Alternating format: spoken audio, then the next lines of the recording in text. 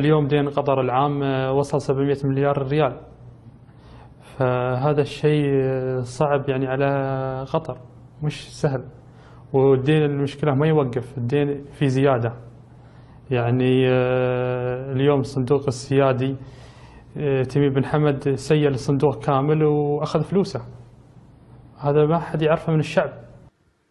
وضح لنا عزمي بشارة الإسرائيلي أنهم ما يبون سعودي عادي.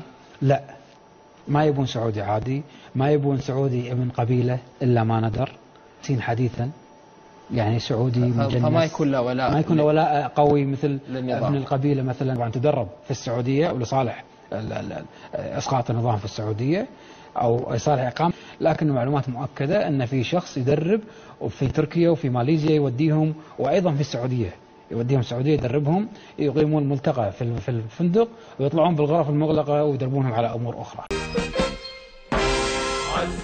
عزمي مفكر التنظيم، هيا وسوس يا مستشار، خلايا ادعم عقولك سفر وحي بالأبرياء. نتمنى على أبو إيفانكا أن يعيد النظر في الأمر مرة أخرى، مع تحياتنا القلبية لأسرته الكريمة. Who is the one that said that? That's excellent. This guy's screaming out Slick Willie.